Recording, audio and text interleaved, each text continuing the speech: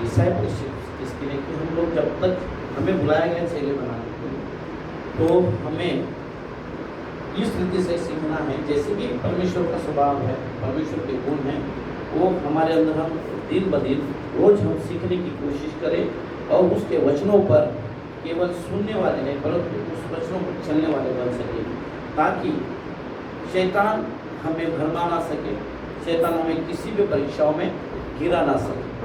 हम उस स्वभाव को, उस परेशानियों को वो जो मसीह में, देखिए मसीह में जब हम होते हैं तो मसीह में होने के, जब हम मसीह में होते हैं तो मसीह में होने के नाते हमारे पास जीवन में बहुत सारी तकलीफ भी है, उलझने हैं, और उस पर मसीह का जो मार्ग है जो है साधारण नहीं है, वो कोई फूलों की सेज नहीं। मैं हमेशा बताता हूँ कि मसीह का जो मार्ग है वो फूलों की सेज नहीं परंतु पथरीला रास्ता है, कांटों का रास्ता है, उस पर हमें चलना है। हर स्थिति में, हर परिस्थिति में हमें उस कदम को आगे बढ़ाते रहना है ताकि हम उस मकाम तक पहुँचे जो परमेश्वर ने हमारे लिए रखा है। तो फिर इसके लिए वचन कहता है कि जब मसीह में हम रहते तो परेशानी में आए या समस्या भी आए तो हमें आगे बढ़ते रहना है। तब आंधी भी आए तो तुम्हें कुछ नहीं कर सकेगी, आग तुम्हें जला नहीं सकेगी और नदियाँ भी तुम्हें डुबा न सकेगी, परंतु उसमें से जाने का अनुग्रह खुदा आपको देता है। उसमें से पार होने के लिए खुदा बाप आपको पार आपको कराता है ताकि आप आसानी से उसमें से निकल सकें। आपको किसी भी बात लगेगा कि अभी हम खत्म हो गए, अब हमें डर लगने लगेगा कि अब कुछ बचा नहीं हमारे लाइफ में, अरे क्या फायदा हम मसीह के जीवन जीते भी, हमारे जीवन में कोई भी फर्क नजर नहीं आ रहा। हमारे लाइफ में जैसी हमारी लाइफ थी वैसी के वैसी है। इसके पीछे के रीजंस को हम देखते नहीं, उसके पीछे की समस्या, उसके पीछे के कारण को हम जांचते नहीं, पड़तालते नहीं, और हम वो से रहते हमारे खुदा को कि क्यों खुदा इतने सालों से हम इस मसीह जीवन में जी रहे हैं लेकिन हमारी लाइफ थमी क्यों है, हमारी लाइफ ऐसे एक ही जगह पर रुके क्यों है, हमारा स्वभाव क्यों बदल नहीं रहा है, हमारी परिस्थिति क्यों बदल नहीं रही, और हम आगे क्यों नहीं जा रहे। जैसे पहले जिस दिन हमारा विश्वास में हम आए थे, जैसे हमने तेरे पर विश्वास रखा, उस दिन से अभी तक लाइफ हमारी सेम है, बस थोड़ा सा 19 इधर से उधर है, फिर उसके आगे हम क्यों नहीं है। कई लोग हमारे से आगे चले जाते हैं, कई लोग हमसे भी बढ़कर उनका विश्वास बढ़ जाता है, वो उनकी सेवकाएं बढ़ जाती है, उनके जीवन में आशीष को हम देखते हैं। फिर हम हमारे जीवन में ये क्यों आशीष नहीं है खुदा, हम देखते रहते हैं और हम हमारे खुदा को कोसते रहते हैं। और क्या हम सही चर्च में जा रहे हैं, क्या सही जगह पर हम जा रहे हैं, क्या हमारे लाइफ में क्यों ऐसी समस्या, कई उलझने हमारे लाइफ में आ रही, क्यों? क्योंकि हम बढ़ नहीं रहे। आपके जीवन में सवाल आता होगा, आपके जीवन में आता होगा कि कई सालों से हम विश्वास तो कर रहे हैं, कई सालों से हम एक ही चर्च में जा रहे हैं लेकिन हम बढ़ क्यों नहीं रहे। क्या पास्टर बरोबर नहीं है, आपकी कलीसिया बरोबर नहीं है। आप कोई भी कलीसिया में जाओ या कोई भी जगह पर आप जाओगे, जब तक हमारा अंदरूनी मनुष्यत्व बदलता नहीं है, हमारा अंदरूनी मनुष्य चेंज नहीं होता, आप कितने भी कलीसिया में जाओ, कितने भी सर पर हाथ रखो, तब तक आपके पास कुछ नहीं होगा जब तक आप खुद से चेंज नहीं होते। हम गलतियों का पत्री उसका 5वां अध्याय 22वां वचन को पढ़ेंगे कि आज कैसे फलों को हम देखेंगे।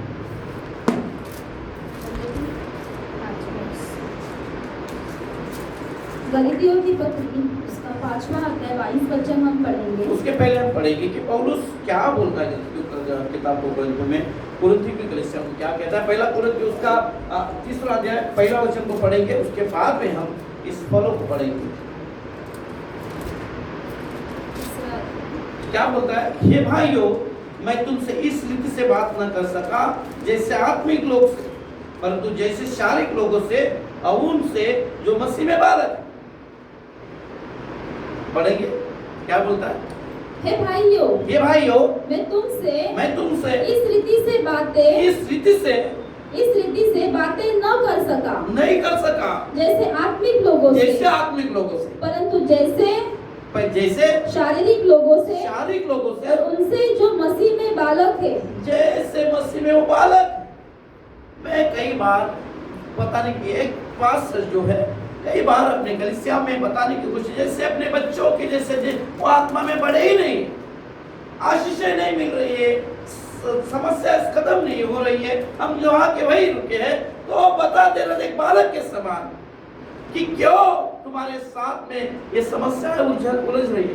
वो बताता है कि तुम्हारा स्वभाव, तुम्हारा पुराना मनुष्य को तुमने वैसे के वैसे रखा है। इसलिए क्या बोलता है, जैसे कि मैं एक आत्मिक लोगों से नहीं परंतु जैसे शारीरिक लोगों से और उनसे जो मसीह में बालक है। अब तक हम वही के वही है, मसीह में बालक दूध पीते बच्चे। अब तक हमने मांस खाना नहीं सीखा है, इसलिए हमारा स्वभाव वही का वही रुका हुआ है। वैसे के वैसे हमारे स्वभाव, हमारे अंदर के जो आत्मिक फल है वो बढ़ नहीं रहे। जब कई बार हम छुटकारा पाते हैं तो हमारी जगहें खाली होती है।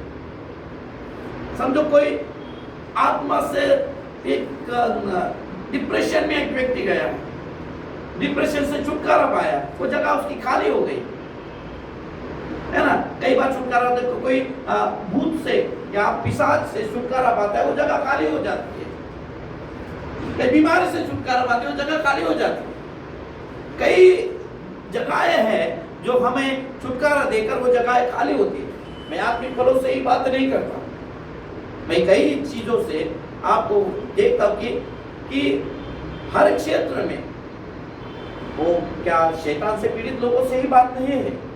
ये अलग रैलम में, अलग परिस्थिति में, हर समस्याओं में वो बात है कि पौलुस क्या कहता है कि जैसे मैं मुझे तुम्हें बताना पड़ता है बालक के समय। पढ़ेंगे वो आत्माओं के फलों को। गलतियों की पत्री उसका 5वां अध्याय 22 वचन हम पढ़ेंगे। पर आत्मा का फल प्रेम, आनंद, शांति, धीरज, कृपा, भलाई, विश्वास, नम्रता और संयम है। ऐसे कामों के विरोध में कोई भी व्यवस्था नहीं। देखो क्या है, प्रार्थना का फल प्रेम, आनंद, शांति, धीरज, कृपा, भलाई, विश्वास, नम्रता और संयम। ये आत्मा के फल है। देखो ये फल कब आएंगे हमारे जीवन में? चलो आपकी रीति के फल, कोई भी आप पेड़ लगाते हो, कोई पेड़ आप कहीं लगाए, क्या उसको तुरंत फल आता है? जब हमारा उद्धार होता है, जब हम उद्धार पाते हैं, जैसे से मसीह को हम सीखते हैं, मसीह को हम पढ़ते हैं, मसीह में हम बढ़ जाते हैं, तब जैसे जैसे पेड़ बढ़ता है वैसा हमारा विश्वास बढ़ता है, हमारे फल लगना चालू है ना। कई बार हम पेड़ लगाते तो उसमें अंकुर आता है, उसमें पत्ते आते, पत्तों के बाद में उसमें फूल आते, फूलों के बाद में उसमें पेड़ लगना, फल लगना चालू होते हैं। तुरंत फल नहीं आते।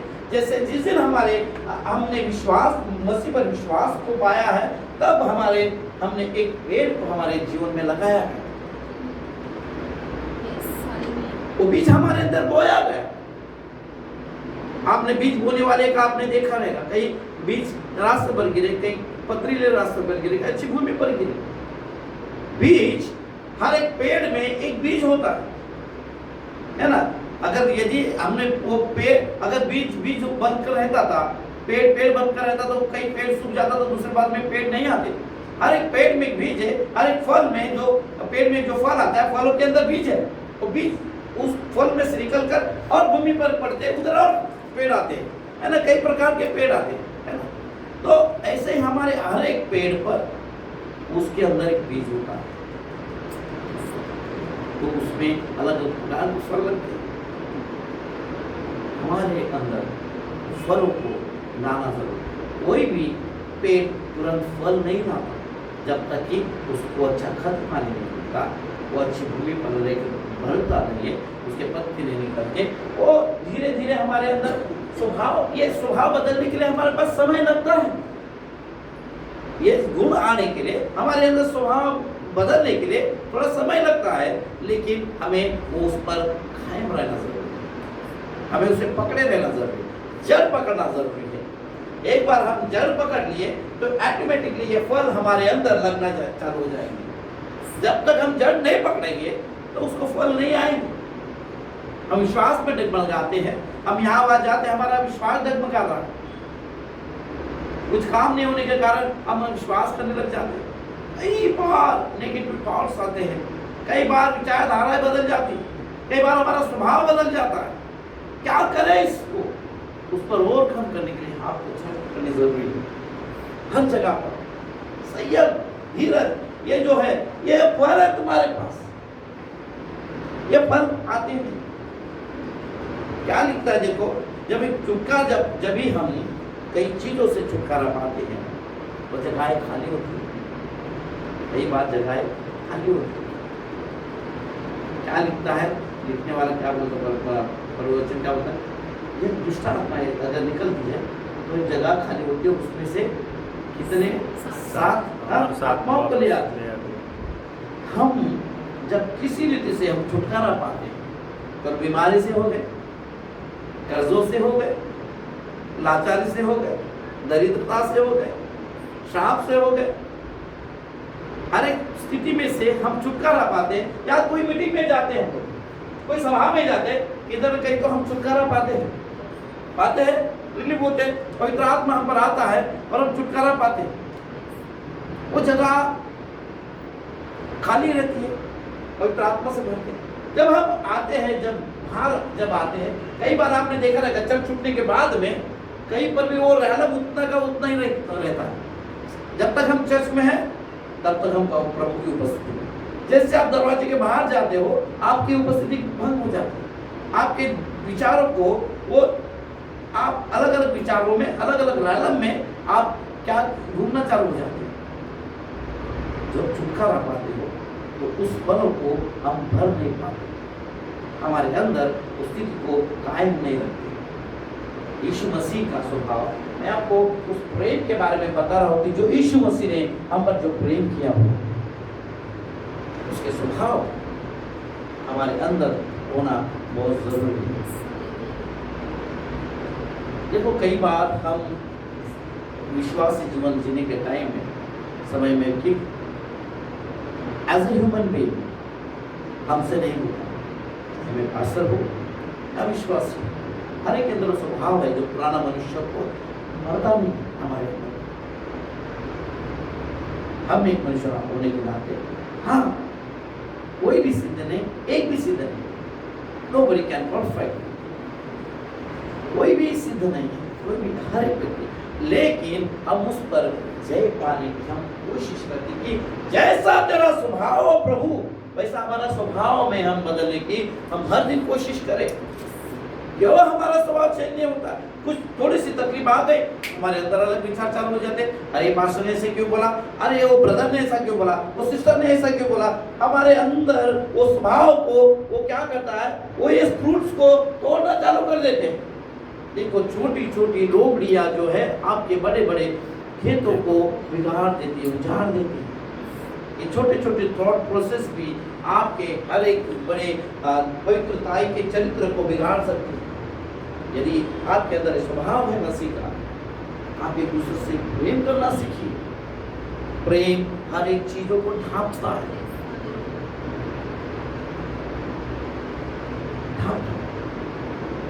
आप मृत्यु को पत्र पढ़ोगे, यदि प्रेम नहीं है तो हमें चंचलाती हुई छाल है वो उड़ता है।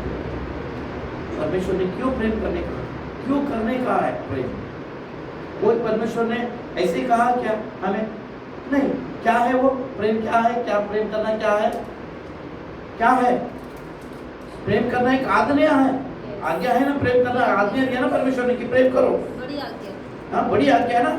क्या वचन कौन सा है, पढ़ेंगे उसको, ये यूहन्ना उसका 13 का 34 पढ़ेंगे कि कौन क्या है वो, एक आज्ञा दी है परमेश्वर ने। तो हम लोग डिसोबीडिएंट क्यों बनते हैं, क्यों हम प्रेम नहीं करते एक दूसरे से।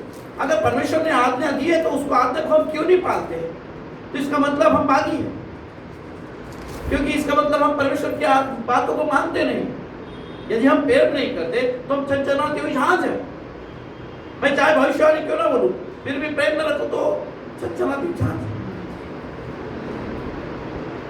अगर आप कुरिन्थियों पढ़ेंगे ना तो उसमें 13 पढ़ोगे, आप कुरिन्थियों 13 पढ़ोगे तो उसमें सब आप प्रेम के बारे में आपको बताओ। इसलिए परमेश्वर ने सबसे बड़ी आज्ञा क्या दी है? उत्तम मार्ग। हाँ, पढ़ो क्या है? परंतु मैं तुम्हें और भी सबसे उत्तम मार्ग बताता हूँ। सबसे उत्तम मार्ग बताता हूँ। यदि मैं मनुष्य नहीं, वो नहीं बता रहा हूँ। ये पहले यूहन्ना का 13 का 24 पढ़ो। मैं तुम्हें एक नई आज्ञा देता हूँ कि एक दूसरे से प्रेम रखो जैसा मैंने तुमसे प्रेम रखा है, मैंने तुमसे प्रेम रखा वैसा ही तुम भी एक दूसरे से प्रेम रखो। वैसे ही तुम एक दूसरे से प्रेम रखो। क्या तुम एक दूसरे से प्रेम रखते हो? सही से बोलो कि हाँ प्रभु मैं प्रेम रखता है दूसरे से। कितने भी हो, कुछ आप एक दूसरे को अभी अगर बोलेगा आंटी प्रिया का या अनन्या का कुछ हो जाए, आपका तुरंत बिगड़ जाएगा। ये स्वभाव हमारे अंदर मूड अंदर से होना चाहिए। कितना भी कुछ है, यस लॉर्ड, परमेश्वर तूने मुझे आज्ञा दी है। ये 13 का 34 आपके जहन में, आपके नसों में ये उतरना चाहिए। परमेश्वर तूने हमें आज्ञा दी कि एक दूसरे से प्रेम कर। प्रेम क्यों करना चाहिए? क्यों करना चाहिए? यदि आप कुछ भी करते हो तो प्रेम एक दूसरे को ढांपता है।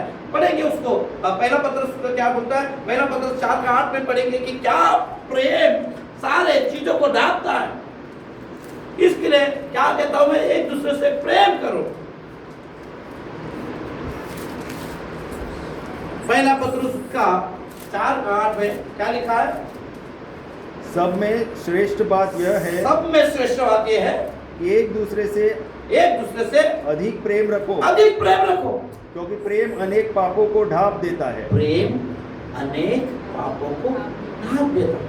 अगर तुम्हारे अंदर प्रेम ही नहीं एक दूसरे के अंदर, दिखाने के लिए हम तो एक दूसरे से प्रेम करते, हम बोलते और कैसे ऐसा brother I love you so much, Priya सच में बहुत प्रेम करते हम तुमसे, या अनन्या बहुत प्रेम करते, लेकिन अंदर में मेरे अंदर भरा हुआ है।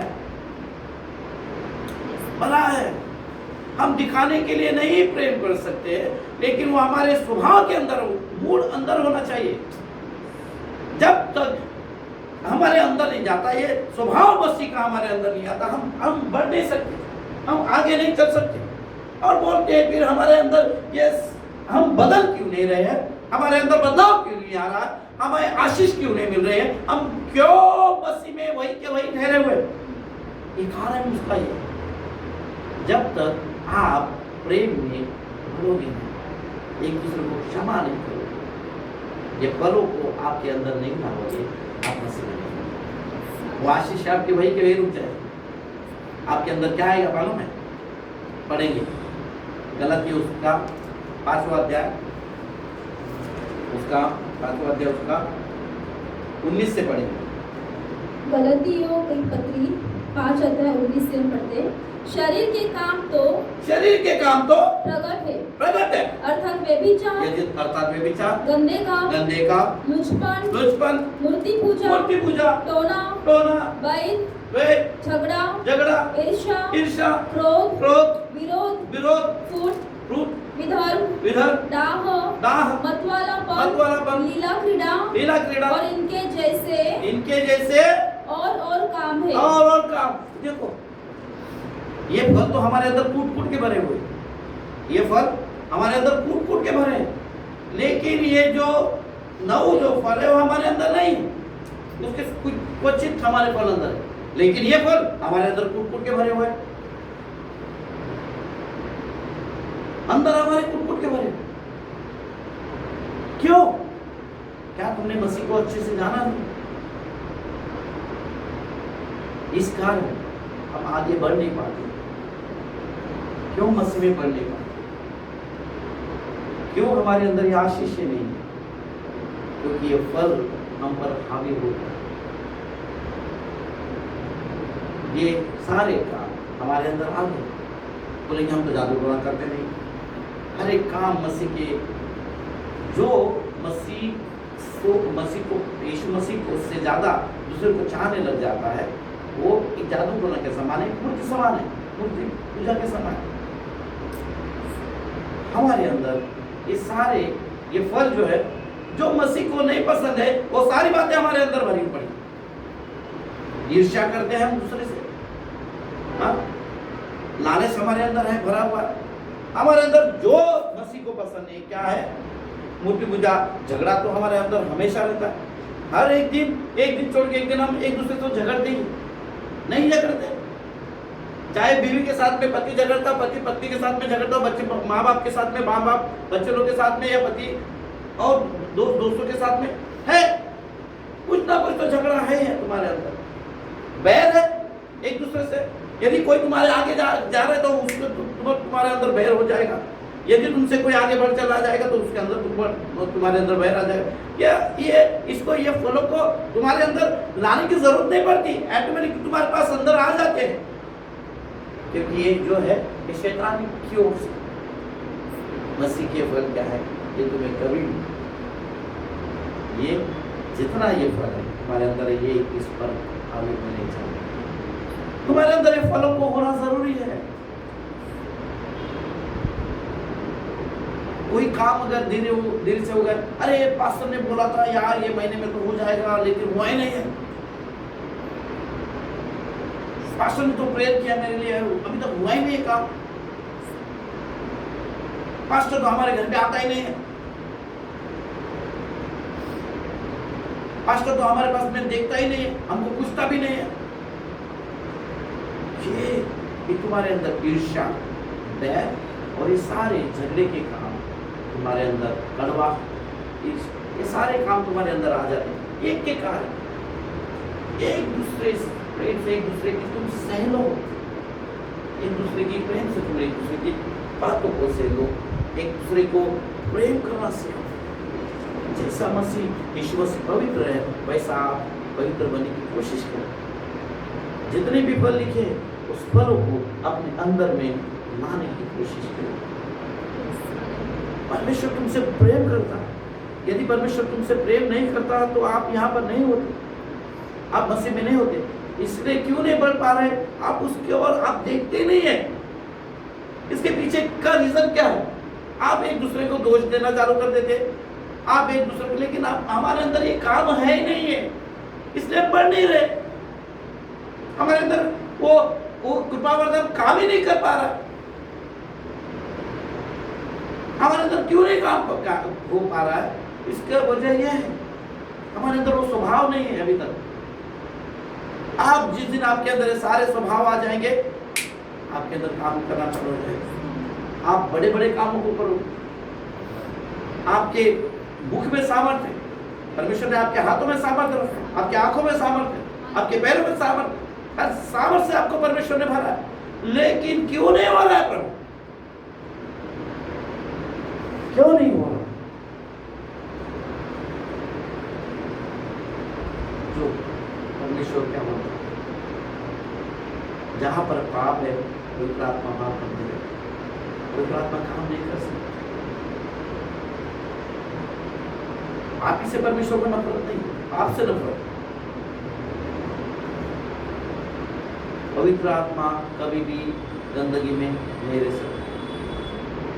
ये जो गंदगी हमारे अंदर से निकालनी पड़ेगी, हमारे अंदर से स्वभाव को निकालना पड़ेगा, तभी लोगों को आप देखने पाओगे। आपके सामने आपका दुश्मन भी आएगा तो आप मुस्कुराओगे, आपके एक मुस्कुराहट से उसका दिल बदल जाएगा। आप किसी से बैर ही नहीं कर पाओगे, आप किसको भला बुरा कह ही नहीं पाओगे। जब तक इस प्रोसेस में से आप नहीं जाओगे, आप आगे नहीं बढ़ पाओगे। चाहे आप कौन सी भी कलीसिया में क्यों ना जाओ, आप कौन से बेनीन का भी हाथ रखो, या तो किसके मल्लानाडो का रखो, या किसी का भी हाथ रखो, आपका कोई भी, या पापा जी का हाथ रखो, अंकुर नरोला का रखो, या किसी का भी हाथ रखो, कुछ नहीं होने वाला, क्योंकि अंदर से हम चेंज ही नहीं। कोई मनुष्य हाथ रखने से कुछ नहीं होता जब तक तुम्हारे अंदर का गंदगी खुद तुम साफ नहीं करते। उस फलों को तुम्हारे अंदर तुम लादते नहीं हो, तुम्हारे अंदर फलों को अंदर पहचानने उस जगह जो खाली है, उस जगह में इस फलों से जब तक लादते नहीं हो तब तक आप कुछ नहीं करते। यदि आप छुटकारा पाते हो, जगह खाली है, तो आपके अंदर बैर आ जाता है, ईर्ष्या आ जाती है, सब कुछ डहा जाता है, हर एक चीज आपके अंदर भर जाती है, अड़वाड़ भर जाती है। हर दिन हमको उस पर जय पाना है, हर दिन हमको उस पर काबू पाना है। इस सारे चीजों को हमें एक दूसरे से प्रेम करना है, क्योंकि परमेश्वर ने ये हमें आज्ञा दी हुई है। परमेश्वर ने हमको यदि ये आज्ञा नहीं दी होती तो क्या हम आज्ञा देने के बावजूद भी, परमेश्वर ने हमें आज्ञा देने के बावजूद भी हम उसकी बातों को नहीं मानते, तब तुम कैसे जाने जाओगे? आप यीशु मसीह के फल तुम्हारे अंदर कैसे जाने जाओगे? जब तुम्हारे अंदर ये बातें नहीं होगी, तुम्हारे अंदर ये सब स्वभाव ही नहीं रहेगा, तो तुम जाने जाओगे, तुम्हारे फलों से तुम जाने जाओगे। हाँ यार ये अलग लोग हैं, इनको कितना भी बोलो एक मरे हुए क्या, लोग सुनते नहीं क्या, इनको कुछ फर्क ही नहीं पड़ता। हाँ। हमें कोई कुछ भी बोल, हमारे सामने हमारी अगर नजर उसकी ओर है तो हमें ये सब मेरे चित्र के समान हो। मती का उसका मती में पढ़ी जाए क्या है मालूम है? ये तुम उसके फलों से तुम पहचान जाओगे। कैसा है? कैसे? 16 से पढ़ेंगे, 32 का 7 का 16 क्या है? हर एक प्रकार का फल, इसी प्रकार हर एक अच्छा पेड़ अच्छा फल लाता है और निकम्मा पेड़ बुरा फल लाता है ना? मती में क्या लिखा है? जैसा पेड़ वैसा फल। हाँ 16 से पढ़िए। हाँ 16 से पढ़ो। उनके फलों से तुम उन्हें पहचान लोगे। हाँ। क्या लोग झाड़ियों से अंगूर या ऊंकड़ तारों से अंजीर तोड़ते हैं? इसी प्रकार हर एक अच्छा पेड़ अच्छा फल लाता है, अच्छा फल लाता है, और निकम्मा पेड़ बुरा फल लाता है। पढ़ो। अच्छा पेड़ बुरा फल नहीं ला सकता और न निकम्मा पेड़ अच्छा फल ला सकता है। जो फल अच्छा फल नहीं लाता वह काटा और आग में डाला जाता है। इस प्रकार उनके फलों से तुम उन्हें पहचान लोगे। वचन कहता है फिर भी हम सुधरते नहीं हैं। वचन इतना बारीकाई से, लेकिन इसके ओर ध्यान न देते, हम अलग जगह पे ध्यान देते। अच्छा पेड़ अच्छा फल लाएगा, बुरा पेड़ बुरा फल लाएगा। आपने देखा रहेगा, कांटों का भी फल है, जहरीले भी फल है ना? अच्छा पेड़ अच्छा फल है। तुम्हारे अंदर कौन से फल है? यदि आपके अंदर बुरा पेड़ है तो उसमें से देखो आपके अंदर ईर्ष्या है क्या? आपके अंदर नफरत है क्या? किसी के प्रति आपके अंदर जलन है क्या? ये क्या है? ये बुरा पेड़ है। समझो इसमें से कुछ आएगा नहीं अच्छा, इसमें से कुछ अच्छा नहीं आए। अच्छे पेड़ में से अच्छे फल आएंगे। तो जब भी समझो अगर हमारे अंदर से कुछ बुरा, तो समझ जाना अगर ये पेड़ को काट दो, ये पेड़ में से ये फल इसका नहीं है, क्योंकि पवित्र आत्मा आपको गलत मार्ग नहीं सिखाता, पवित्र आत्मा को बुराई करना नहीं सिखाता, पवित्र आत्मा आपको गलत मार्ग में जाना नहीं सिखाता, पवित्र आत्मा आपको अच्छी अच्छी बातों को सिखाता है। लीला क्रीड़ा डाह मतवालापन ये सब नहीं पवित्र आत्मा के फल है। पवित्र आत्मा के गलती 5:22 है। वो पेड़ को देखो, वो फलों को देखो। यदि ये फल हमारे अंदर से आ रहे हैं, इसका मतलब है कि परमेश्वर के फल हमारे अंदर लगे। यदि आपके अंदर नफरत नहीं प्रेम है तो संभाप प्रभु आपके दुश्मन भी आए। Yes praise the Lord friend sister, praise the Lord brother, praise the Lord. Yes कोई आपके बारे में बुरा भी कहे, प्रेज द लॉर्ड, परमेश्वर को देखता है। यह आपके अंदर का मसीह का स्वभाव है। परमेश्वर आपसे प्रेम करता है, आपके अंदर कभी भी नफरत नहीं आएगी। ये प्रार्थना नहीं सुना प्रभु, कोई दिक्कत नहीं प्रभु, तू सुने ना सुने पर तू परमेश्वर, मैं तुझसे प्रेम करता हूं, मैं तुझसे प्रार्थना करना नहीं छोड़ूंगा। वो धीरज है, ये परमेश्वर का फल है।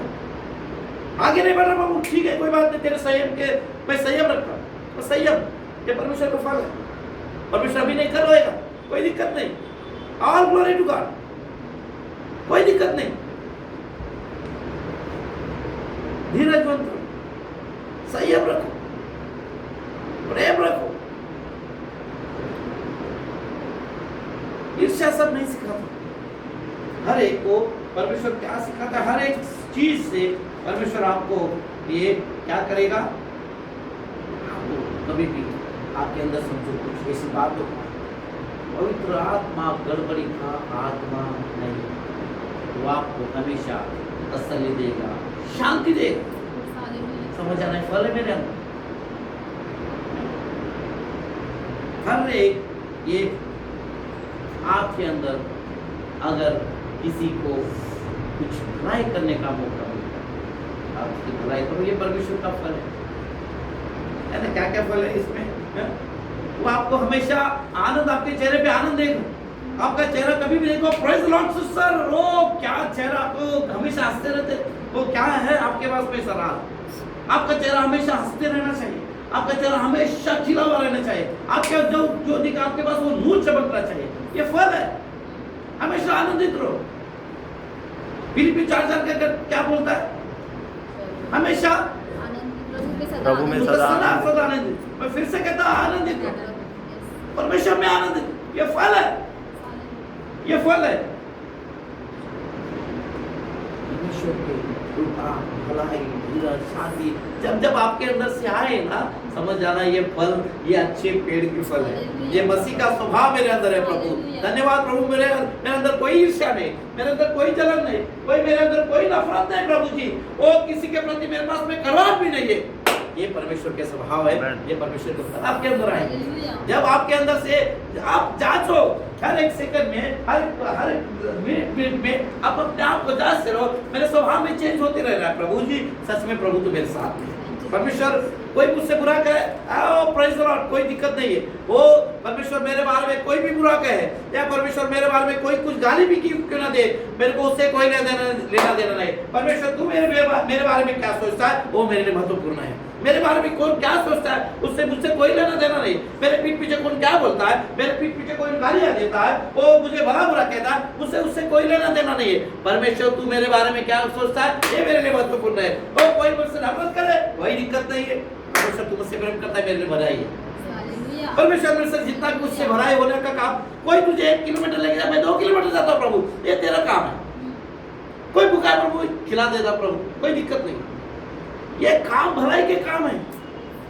प्रेम करो एक दूसरे से, कोई भी रहने दो आपके पास में, प्रेम करो एक दूसरे से, धीरज मत बने। हाँ कोई नहीं सिस्टर प्रार्थना कीजिए, कोई सिस्टर कोई दिक्कत नहीं, अभी नहीं, परमेश्वर उसके समय के अनुसार करेगा। लेकिन परमेश्वर प्रार्थना सुनता है, आपकी प्रार्थना अनसुनी नहीं की जाएगी। परमेश्वर अभी नहीं कल करेगा, लेकिन उसके समय के अनुसार परमेश्वर आपको प्रतिफल देगा जरूर। परमेश्वर आपसे प्रेम करता है, वो इसलिए क्या करता है, वो धीरज बने रहिए, संयम रखिए, परमेश्वर आपके जीवन में काम करेगा। परमेश्वर गड़बड़ी का आत्मा नहीं, उसको मालूम है कौन से समय में आपको कौन सी चीज देनी है।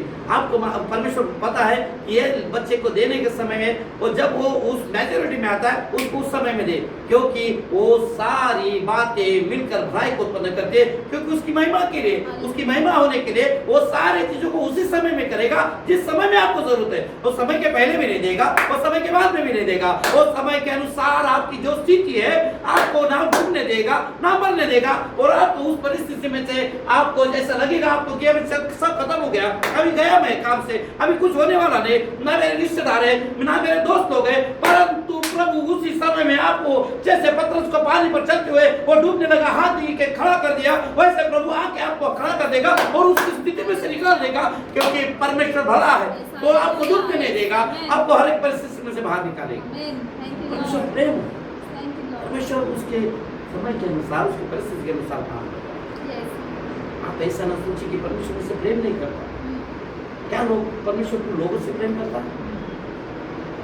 परमेश्वर ने चाहा उसके समय के अनुसार वो आपको उसका प्रतिफल देगा। आमेन। ये नहीं सोचिए लोग आपके बारे में क्या बोलते हैं, लोग आपके बारे में क्या सोचते हैं, छोड़ दो। परमेश्वर आपको सही समय पर आपको कुछ नहीं मस्तक करेगा, आपको उन्हीं लोगों के सामने खड़ा करेगा जिन लोगों ने आपको तुच्छ जाना, जिन लोगों ने आपको नकारा, उसी लोगों के सामने परमेश्वर एक दिन आपको खड़ा करेगा। आप नकारे गए लोग नहीं है, आपको छोड़े गए लोग नहीं है। ना परमेश्वर बोलता ना तो मैं तुझे छोड़ूंगा, ना मैं तुझे त्यागूंगा। परमेश्वर आपको ऊंचा ऊंचा करेगा, आपको उठकर खड़ा करेगा। जिन लोग उन्हीं लोगों के सामने आपको खड़ा करेगा।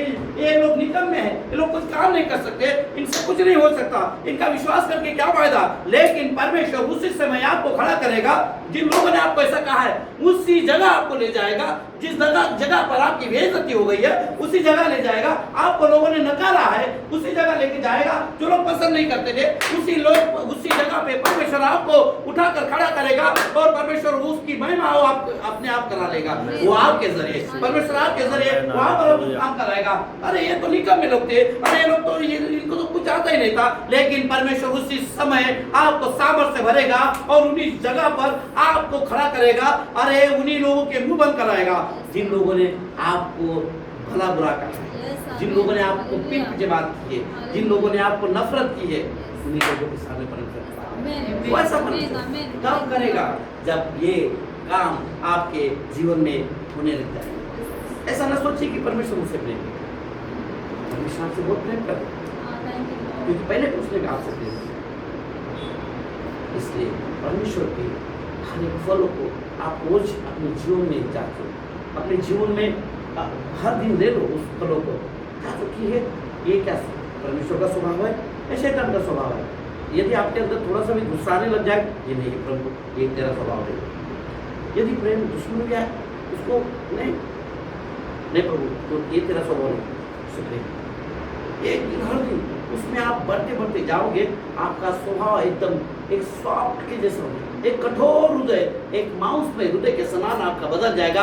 कब बदल जाएगा आपको खुद को पता नहीं चलेगा कि परमेश्वर के स्वभाव में आपका स्वभाव जब बदलेगा। और तब आपकी जर्नी ऐसे फ्लो हो जाएगी जैसे कि मानो कि बहुत तेजी से एक रफ्तार के से आप आगे चल जाओगे।